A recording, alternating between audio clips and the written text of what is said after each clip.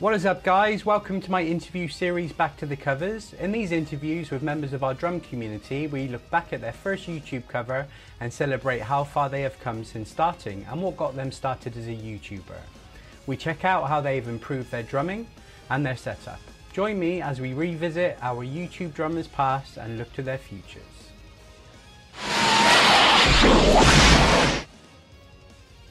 What is up, guys? Welcome to part 5 of Back to the Covers, and I'm very pleased to announce that my guest at this time is the very epic, the fantastic bro, which is Throwback Drummer.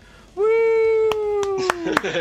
How's it going, Ash? I'm good, man. How you doing, Chris? So I naturally won't call you Chris, but you're Throwback Drummer. I will try to refer to you as Throwback Drummer for the rest of it. Pleasure to have you on. Whatever you want. Yeah, man. We've known each other for a long time. A long time in the drum community, probably one of the first drummers I interacted with back in the day. So I reckon it's been a year and a half, 2 years. What do you think?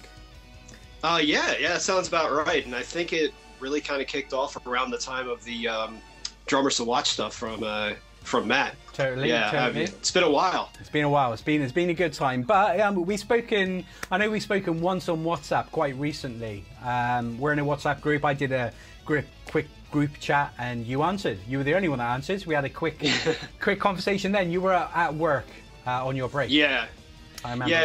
Yeah, I only had about like maybe 10 minutes. But I'm like, I gotta see what it's like to talk to this guy, face to face for once. Awesome. So now I've pinned you down for at least 30 minutes, so we can have a proper conversation and record it, and others will watch it. It's all good. It's all good. So, as you know, for my Back to the Cover series, I do like to start with talking about Back to the Future. Now, I believe my last 2 guests have let me down on this, but I know you're not going to let me down. You have seen all 3 films, correct? Multiple times. Oh, wonderful. Which one would you say is your favorite? That's a hard question. It's very hard because I would say, I can't get past the first one. The original to me is just so classic, but the second one just took it to a whole new level by going into the future, and especially when I was a kid watching it, seeing what 2015 would have looked like, not what it actually turned out to be. But yeah, I think that's what almost put it over the edge for me. It's a very close second. Yeah. But yeah, I still have to say the first one's my favorite. Awesome. I really like the second one. I remember back in 2015 when that day come, I watched all 3 that day because you had to. Absolutely. I saw multiple people on YouTube do what they called Back to the Future Day. Yeah, wonderful. Basically all dressed up in the gear and comparing to what did come true, what didn't come true. It was a lot of fun to see that date come and go. It really was. Yeah, awesome. And as you know, I also like to show off some of my merch on these chats. So today's merch, this is not open. This is a Back to the Future time traveling board game. I have that. You have that? Have you ever played it? I haven't played it. No, me neither. No, I haven't. I actually, we got it for my son, and it's. I'll warn you, when you open it, it's very confusing. Okay. So, but yeah, it's. It looks like it's a lot of fun once you actually get down to it. So read the instructions. Study them, watch videos, whatever you can do. Awesome. Cool. Anyway, so that is Back to the Future spoken about. So, without further delay, we are now going to drop into the DeLorean and delve into your past. So here we go. All right.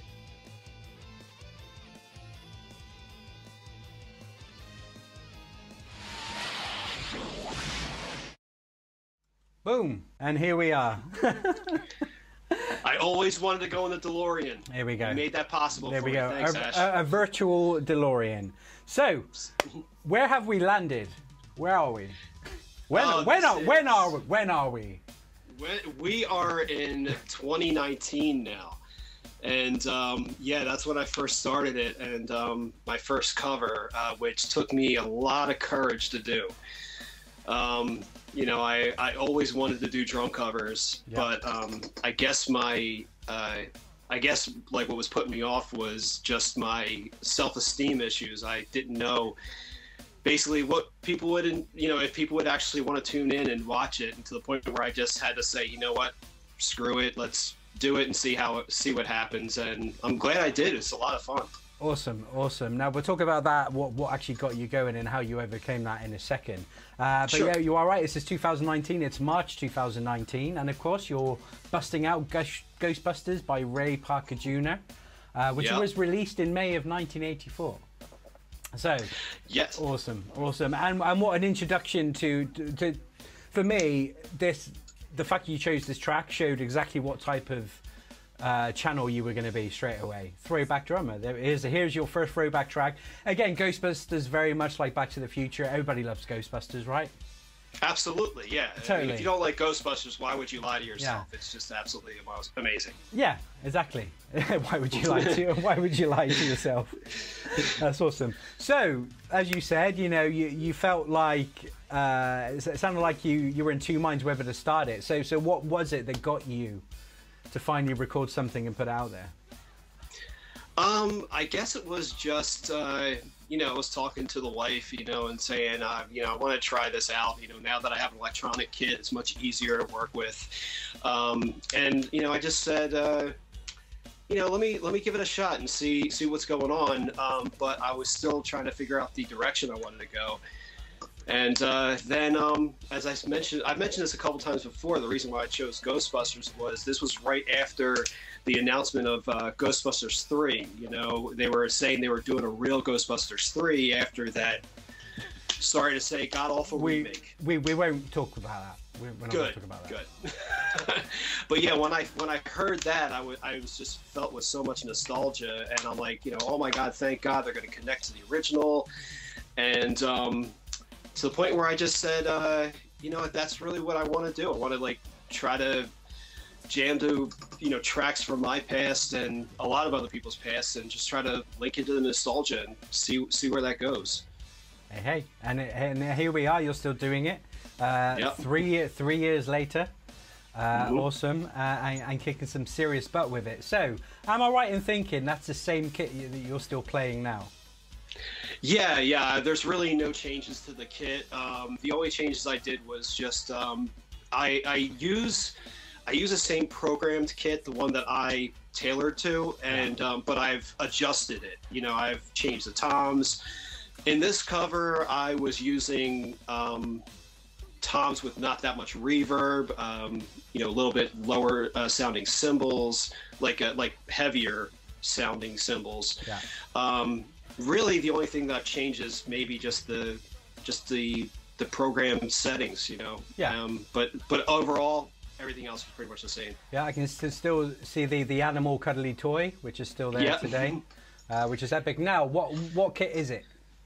This is the Roland TD25 KV. Solid. It was the one that I've been wanting for, at least a few years before I even got it. I fell in love with watching a video of it, and I said, that's the kit I'm going to own. It took me a while to save up, but I'm so glad, I'm so happy with it. And when did you get it?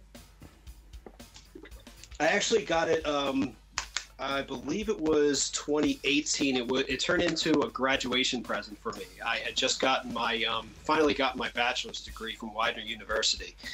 Awesome. I've been saving already for years, and then I basically said, you know what, I only got a little bit more left to go.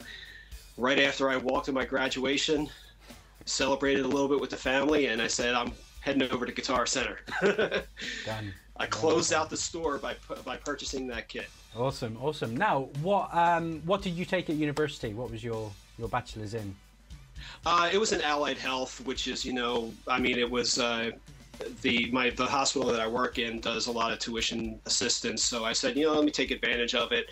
I at that point only had a certificate from the school that I went to, and I said, let me see what I can do with it. And 4 years of online schooling, and awesome. That's where it took me. Good man. Congratulations. That's awesome. Now, thank you. Drumming wise, how long have you been a drummer? I've been a drummer, since I was 18. I am now 39, so it's a little over 2 years now, 20 years. I'm primarily self-taught. I did take some lessons to start to learn the basics, and then the school that I was in, they shut down, and so I had to stop taking lessons. But I basically went to the school of Nick Mason from Pink Floyd, which is basically who I studied to help get my flow into rock drumming. Awesome. And just took it from there. Just kept on expanding to different songs. Excellent, excellent. Well, I mean, you are an absolute solid drummer. I mean, I'm not surprised that you have been drumming so long. I mean, for example, whenever we've collabed, some of those are the quickest syncs I've ever done because you're so on point. And I just love it. Like, even though, and no doubt you were probably nervous about your first cover, I can still see what I call the Throwback Drummer swagger. Look at you, like the way you move and the way you feel it. I try to incorporate some of that when I can. Yeah, I'm usually pretty stiff, and I'm thinking, what would Throwback Drummer do? And yeah, you just got to loosen up, and you can see your feelings. So that's awesome.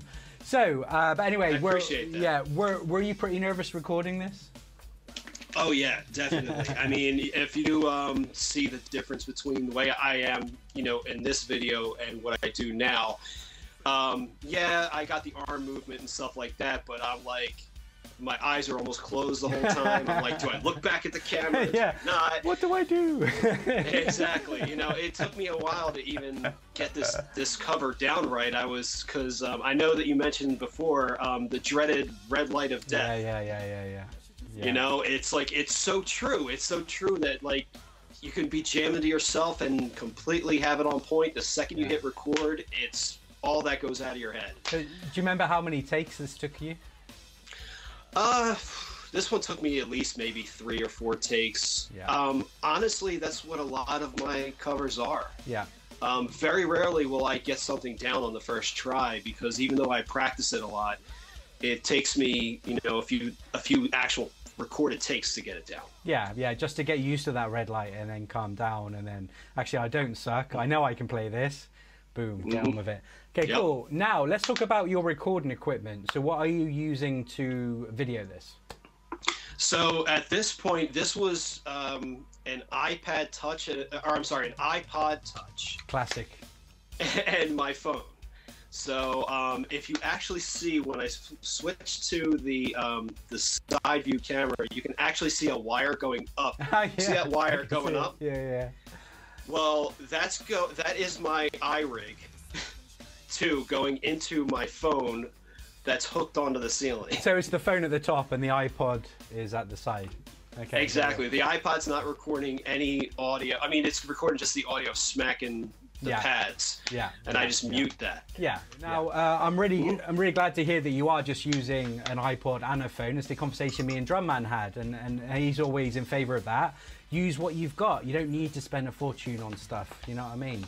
So that's great to hear. Now, how did you find the whole putting it together, editing, and then uploading it to YouTube? Was there much of a learning curve there? I tested it out a few times because I saw some videos of people who did the recording with the iRig. They said, oh, you don't need all these different cameras and stuff like that. If you just want to record something with what you got, get your phone and an iRig.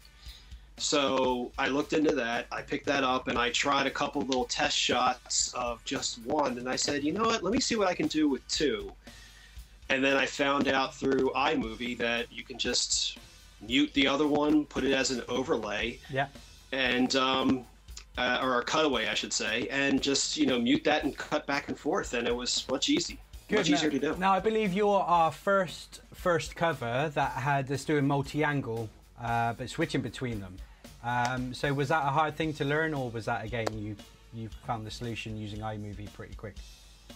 No, iMovie's very user-friendly. I kind of was getting used to it. And I remember I was editing, no lie, I was editing in I was waiting to go into a doctor's office, so I'm in a waiting room. Got my headphones on, and I'm like, wait, hold on one second. I laid the track over it, and I said, what would happen if I just cut out a section of the cutaway? And I realized, oh, it's switching back and forth. Yeah. I'm like, that's easy. So, it was... I just, in this part right here, I was just testing different options, which I saw, like the split screen. Cool. And I'm like, let me throw that in there too. And it worked. It did. Cool. Now, lastly, in the past, if you could indeed travel back in a DeLorean, for real, not just virtually, what advice would you have given yourself back then? I guess I would say to try to loosen up more. Okay. You know, I get, you get to kind of tell, the difference of me playing. I was just like, I'm still kind of stiff, but I would say to just loosen up and have fun, have more fun. It's really nothing else that I was going to say, Excellent. Okay, great. Well, with that, we are going to hop back into the DeLorean and go back to the future, to the present. Here we go.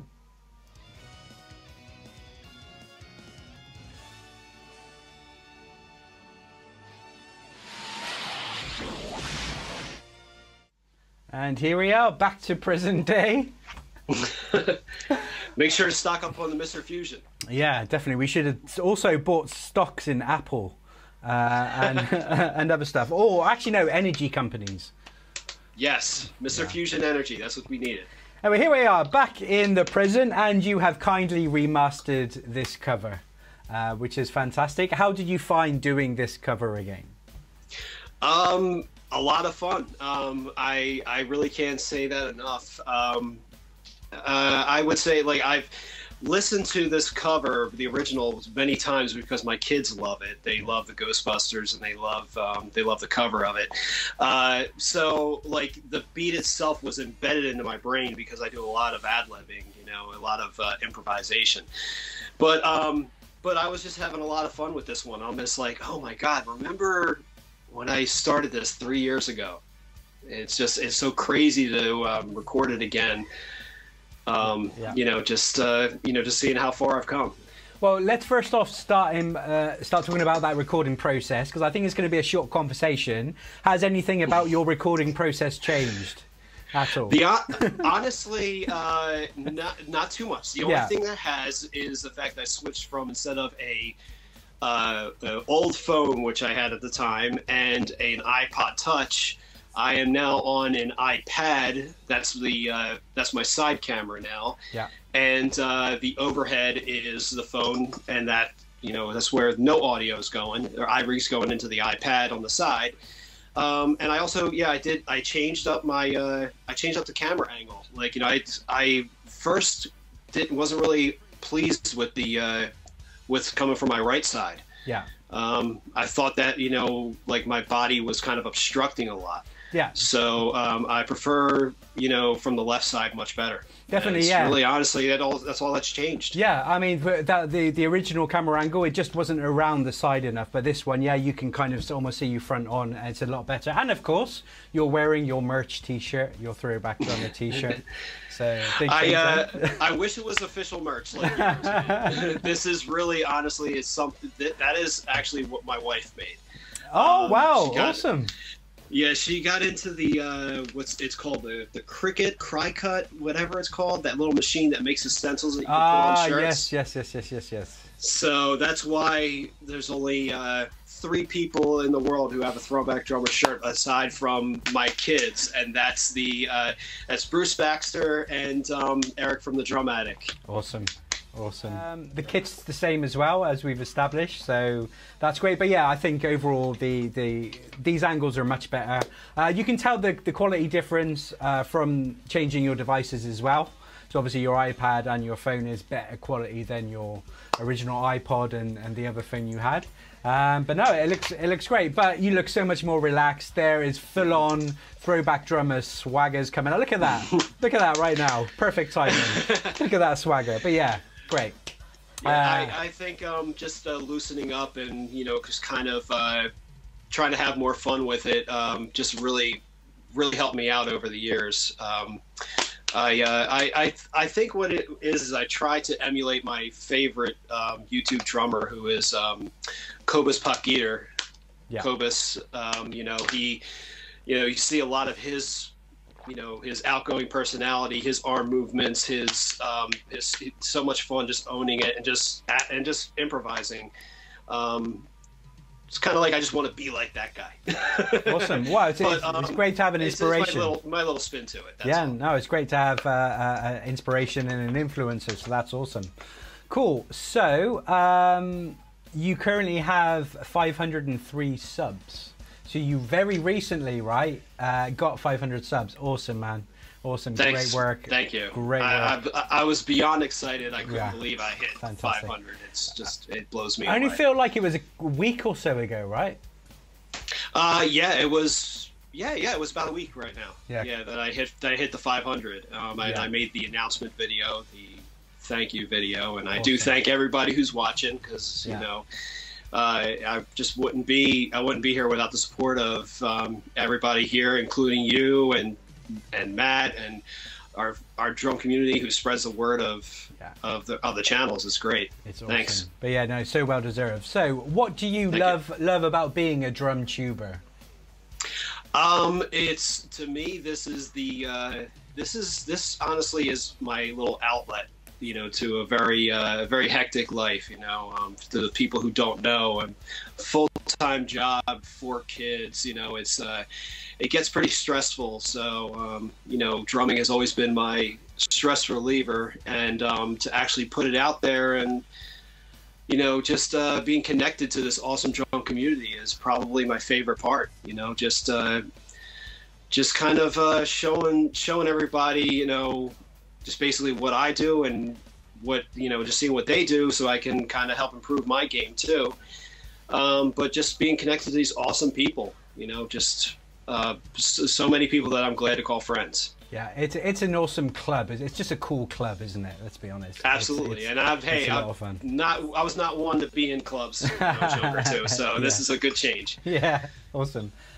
So you've also just started your new reaction video series. Tell me all about that.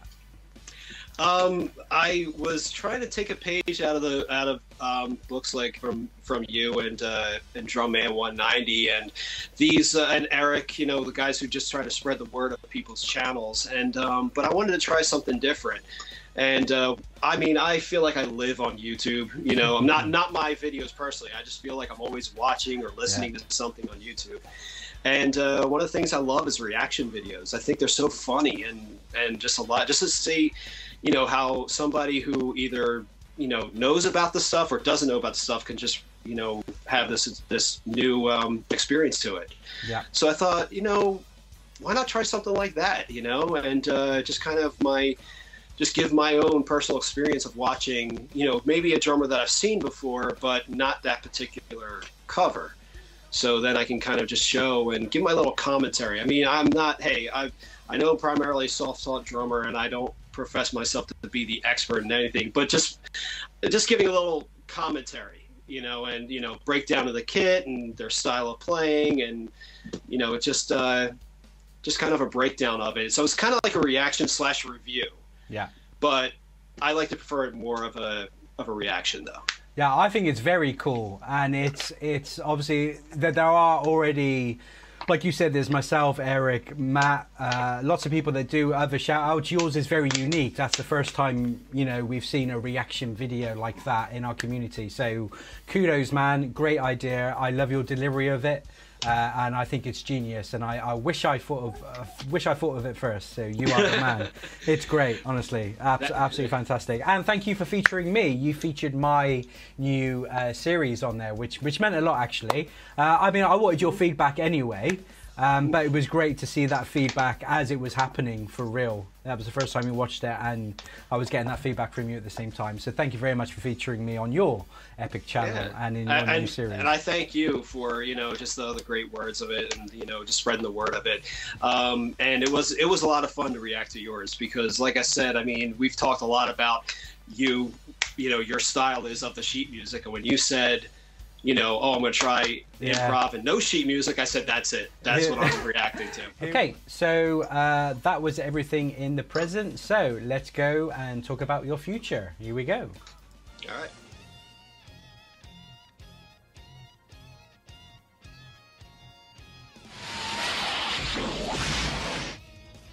Okay, that was our last journey in the DeLorean. Now we are in the future. God knows when we are in the future, but let's just talk about your future of your channel. So, what are your hopes and dreams? Obviously, you've hit so many milestones already. I mean, 3 years in, 500 subs. Talk to me some about those milestones you want to hit, and anything you've got planned. Really, honestly, I think I mean, I've accomplished what I thought I would. Mm-hmm. You know, so honestly, anything beyond here is a huge bonus to me. You know, it's like that's how I think of it. So, but I do appreciate everything and for all of the people who have supported me. But I think really for my milestones is just anything that I could hit from here on out. It's just going to be another big one. And I just want to continue doing what I'm doing. My series, my covers. I mean, I think my biggest goals were to do the drum covers, one, connect with people, two, and at least do something other than the covers, which is now my reaction. So Awesome. Brilliant. just came to me to do one day. So, I mean, if anything else comes like that, that's another bonus. But Excellent. yeah, I just want to continue that path and still be connected with all these great people. Awesome, and I have no doubt that 1,000 subs is in your future, very near future. How do you think you will celebrate that?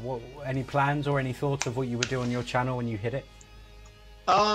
If I hit it, when you hit it. I appreciate your confidence in me, but if and when I hit it, I think I want to maybe look into doing another live stream. Awesome.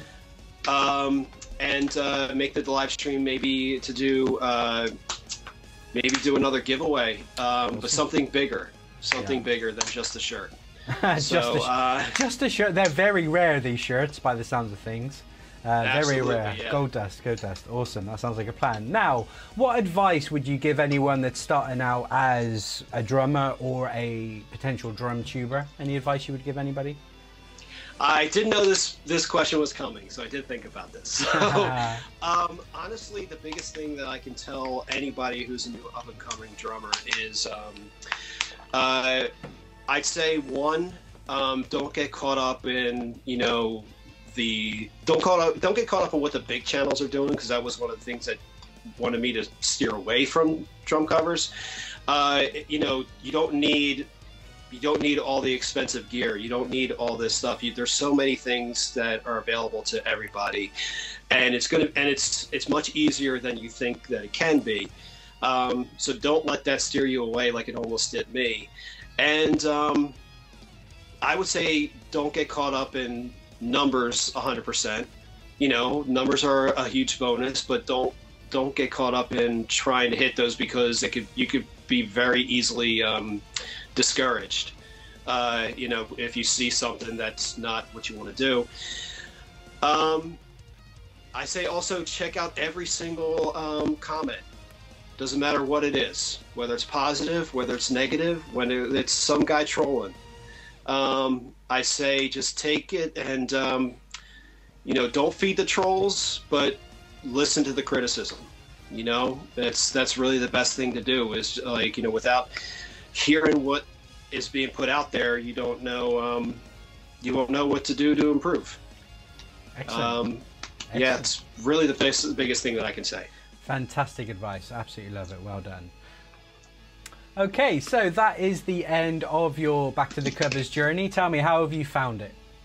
Oh, this was so much fun, and I really appreciate you featuring me on this. And, you know, as being a fellow 80s movie fan, yeah. I thought that this was such a great idea. Awesome. And congratulations on its success.